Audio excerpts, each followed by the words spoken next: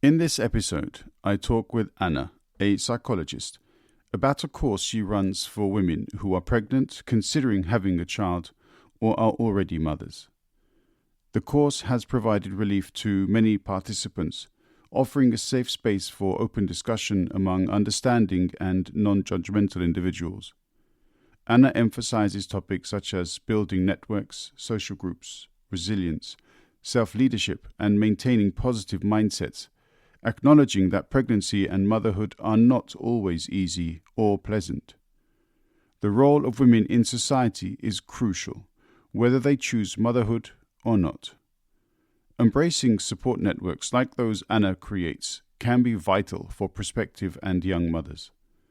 Thank you, Anna, for taking the time to talk to me about your work, and good luck. TwoandaMic clocking out. Rise up.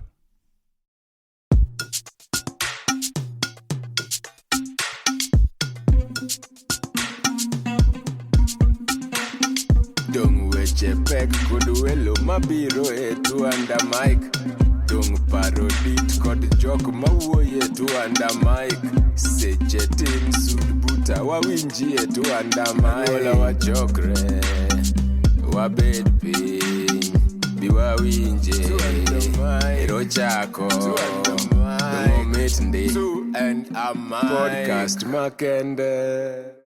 I am so happy to welcome back Anna for a psychological podcast. Anna, how are you? I'm very well, thank you. How are you, Zach? I'm very, very well. Thank you very much. We're going to talk about a very interesting topic here, which is around some of the work that you do. And rather than me talking about it, the idea is that you talk about it. So do you want to tell me about, or tell us about, what this project is? Yes, I would love to. Thank you. Thanks for having me.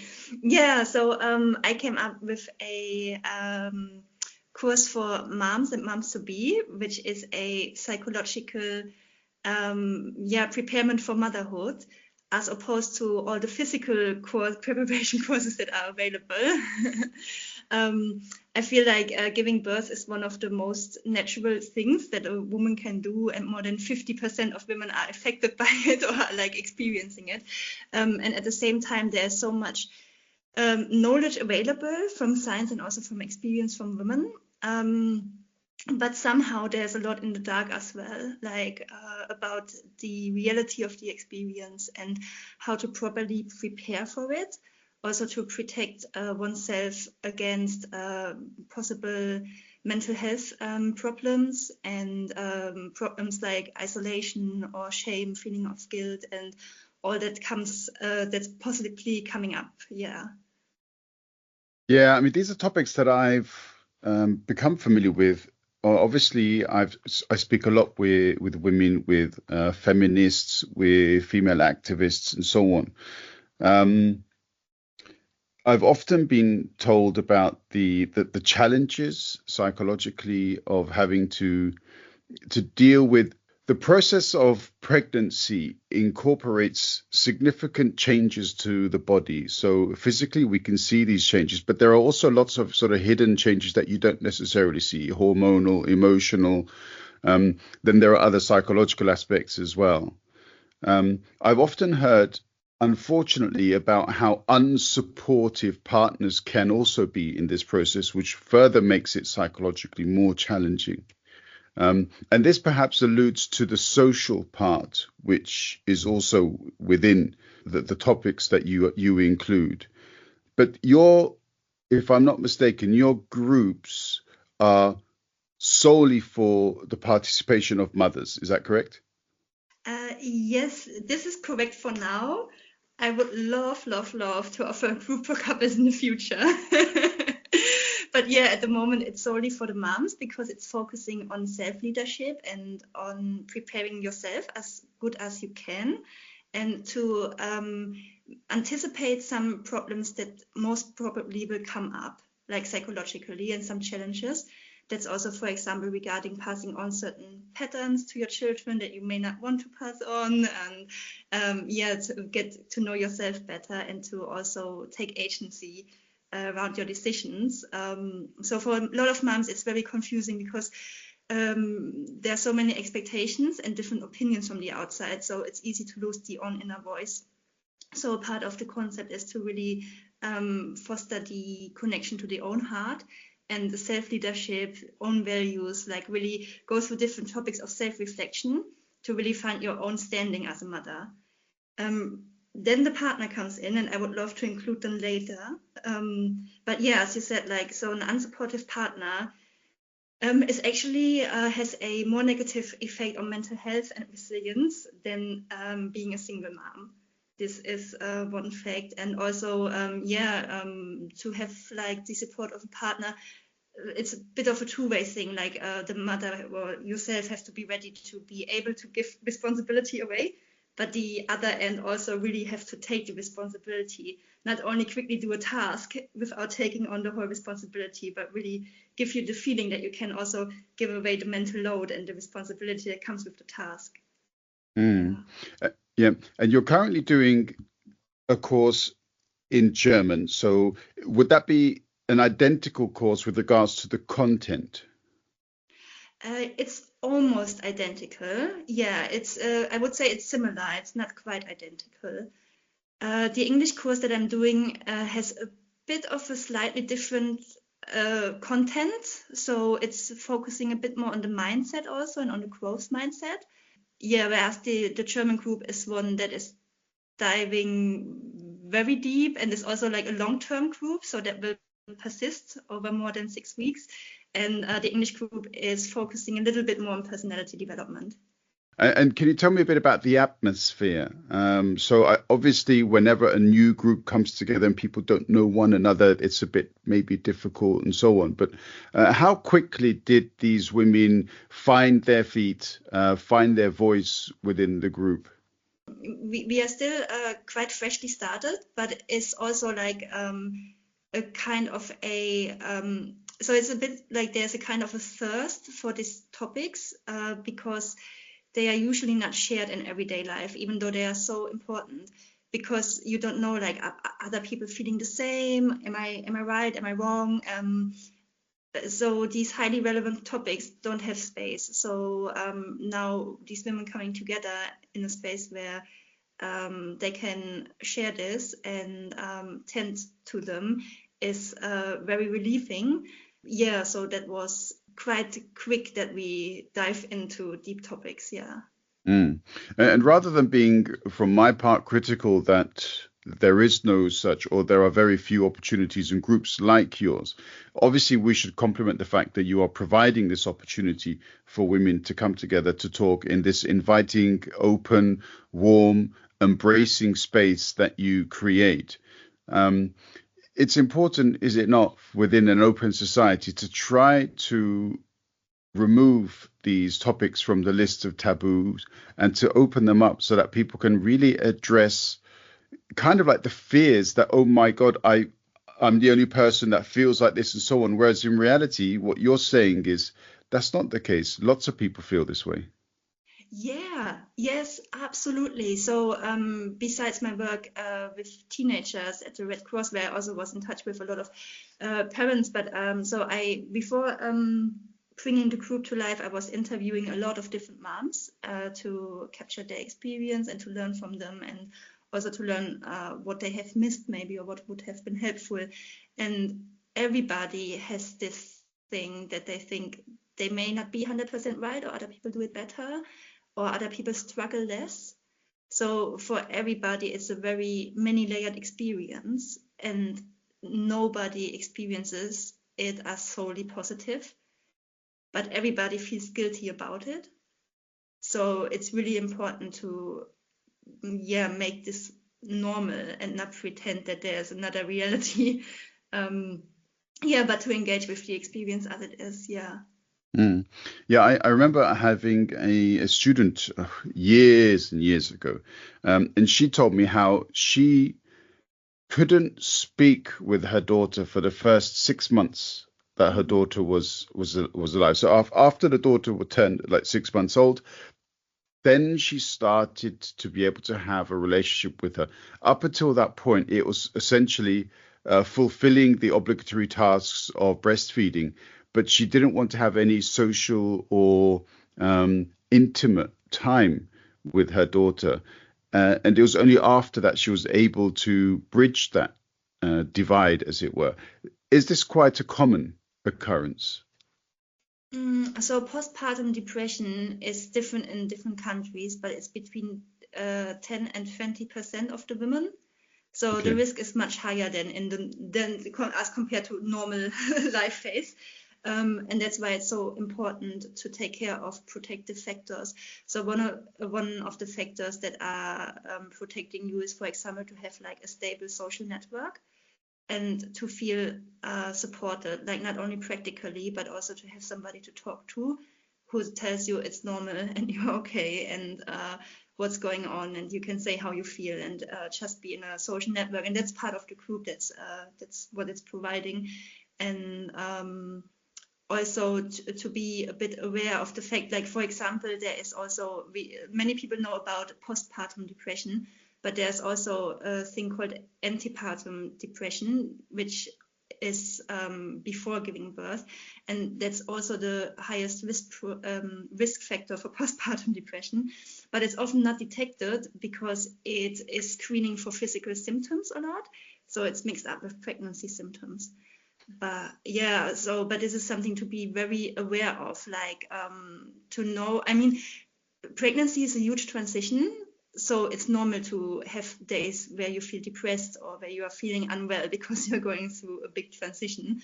But it's good to stay alert to everything that is maybe persistingly very heavy, and changes in sleep, changes in eat that are persisting, or not being able to focus anymore. Like there's a huge list of possible symptoms, and if you think that there is there may be something, to really seek help early, because depression has like a long-term effect of your own health, but also on the health of the children.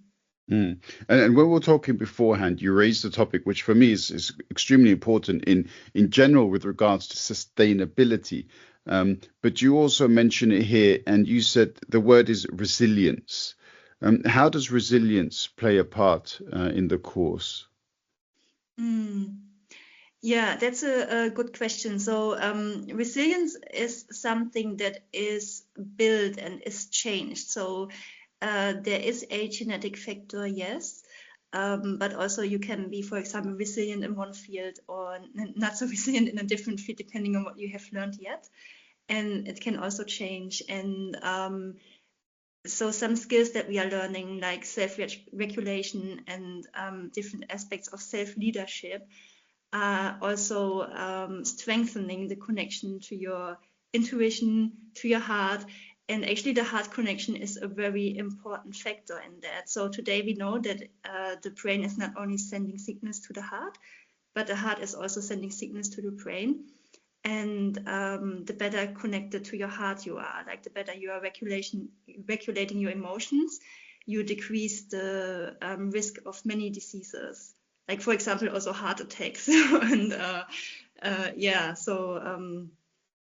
the different things that we are doing are kind of feeding into that. Yeah. Okay, so it's not just emotional and psychological resilience, but you're also talking about elements of physical resilience. Yes, I mean, I'm not doing a scientific study, so I cannot, I cannot claim that my group is doing that. I just know that having a good heart connection and the heart rate variability and the exercise that we are doing are playing into that this is fostering resilience, and this has a positive effect of mental health and of physical health. Yeah. Okay, sounds fantastic. Okay, and one more question from me, because I always think, and this is my perhaps feminist nature, but I think that women make fantastic leaders. And one of the reasons for this is that women have a greater capacity for empathy, but I also think that it's perhaps these are skills that women learn inherently in general from life experiences. And here you talk about self-leadership skills being built up in the course. Can you talk a little bit about that? Yeah. So yeah, the course is, when we talk about motherhood, like maybe people think about how to raise children or how to how to treat different upcoming situations with children. But this course is focusing on the person, on the mother, and how she wants to navigate certain situations. So you can be in a passive state. That means like life is happening to you a little bit and you're kind of surfing the wave or like reacting in certain ways. And self-leadership is referring to a state where you do conscious decisions. And to do conscious decisions, you need to know what is influencing you. So you need to know like, what are my inner drivers? So maybe I'm on autopilot again because a certain inner motivator that is strong in myself is actually navigating me at the moment, and this may not even serve me. So it's like getting to know the different parts of you to make conscious decisions, and also realizing when they are taking agency. That's one part of it. Then the self-regulation, like emotional regulation, is a big part of it. To know how to deal with your own emotions that are coming up, how to how to channel them into a decision that you want to take. And so I was working with future leaders in the public sector, and a lot of the women that I was encountering there were actually moms, and they benefited a lot from leadership skills also in their private lives, because we always connect leadership to the workplace, but actually being a mother means to take a huge amount of decisions, not only for yourself, but also for another person, and to lead another person and to enable another person. It's very similar to leadership in the workplace, but to be able to do this, you have to know yourself, you have to monitor yourself, you have to regulate yourself. And these are the things that we are also referring to in the training, like to have personality development, to know how your personality is structured and what may come up, what you need to manage inside before taking the step outside to lead another person. Yeah, I love that, because it really talks about the background reasons why so many women are so good potentially in leadership. And I'm always angered by the fact that a lot of men say, but they don't have any experience and so on. And the truth is, women have so much natural experience in leadership. It's not experience which holds them back. It's lack of opportunity in the workplace.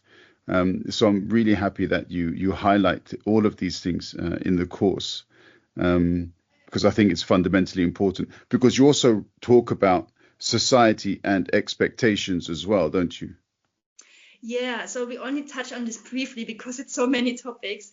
But for me, it's important to take this on board to an extent, because I don't want to imply that a woman is responsible for all that by taking leadership, because the situation or the reality as it is for women is that there are a massive amount of expectations and a lot of pressure. And I'm not saying by gaining more agency, you can get rid of the pressure, or that you are producing the pressure yourself, like partly maybe, yeah. But also the situation for women is difficult because it's still a patriarchy we are living in, and still women are disadvantaged. And so this is an aspect that is also important to the role of motherhood, where there still are many expectations, even subconsciously. Yeah. So we will touch on this, yeah. Fantastic. And the website is called empoweredfuturemums.com. I will put a link in the podcast notes. There people can click to join the waiting list. Do you want to talk as well, or quickly tell us when the course is set to get underway, what month and so on? Yes, thank you. So there is an English course coming up. And that's, by the way, everything is online. So they can be attended from different countries in the world. And the next course will be starting in March. There's a waiting list available. And as soon as we are enough people, we can start in the course of March sometime. Yeah. So come in, sign up, and we will get in touch. Fantastic. Anna, I wish you well. Also, earlier we discussed quickly just some of these topics, all of them actually, are just so good that we could have like hour-long episodes on each one of them. So when you've done your course and when you're finished with all of these talks that you're going to have with the participants. Maybe we could set up a couple more episodes to talk specifically about these topics. Yeah, I would love that. Yeah, thanks. Fantastic. Excellent. It's always a pleasure to speak with you and to hear your thoughts. I wish you all the best and look forward to your next episode. Thank you, Zach. I'm looking forward as well and hope you have a good journey.